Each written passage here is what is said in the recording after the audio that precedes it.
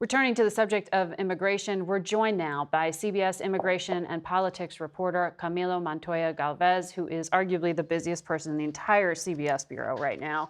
Camilo, I want to have you bottom line some things.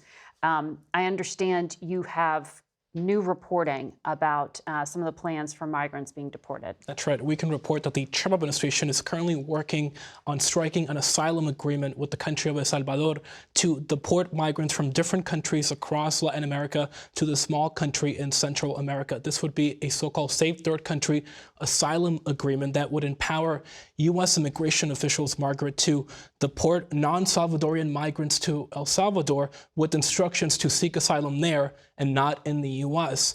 Importantly, I am told that one plan under consideration would allow the U.S. to deport Venezuelan Tren de Aragua gang members to El Salvador and have that country house them or detain them.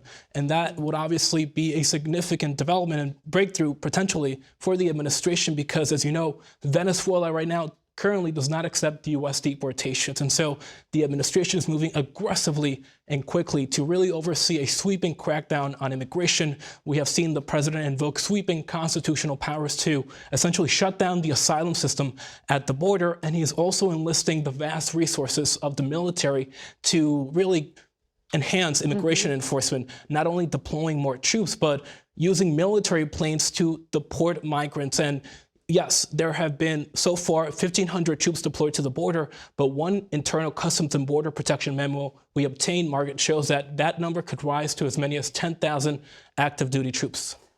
There's so much that you just laid out there. Secretary of State Marco Rubio is expected to go to El Salvador in the coming days, so I imagine it's related to the news you just broke here. And TDA is the gang we were just talking about with the congressman as well.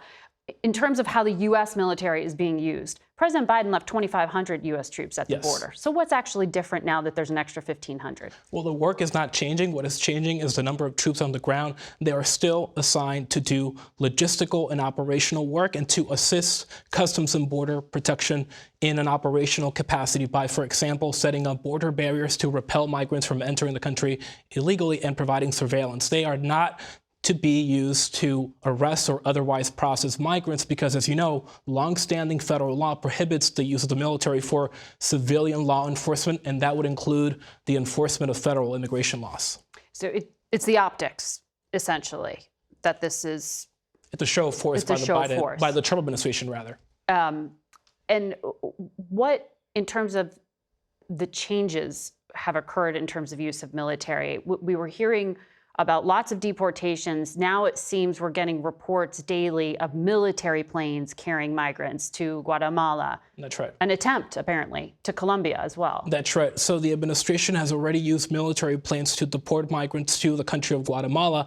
And overnight, it attempted to send 2 military aircraft to Colombia, sending about 160 deportees from that country to Bogota, Colombia, the capital. But we are told now that the president of Colombia, Gustavo Petro, objected to the use of military planes and blocked those deportations. So this shows that the administration will still face significant diplomatic challenges as it tries to oversee this aggressive immigration plan. The Biden team was deporting to those countries. They were using civilian aircraft. ICE charter flights, correct. So the military planes were the problem there. And again, it's a show of force by the Trump administration. All right.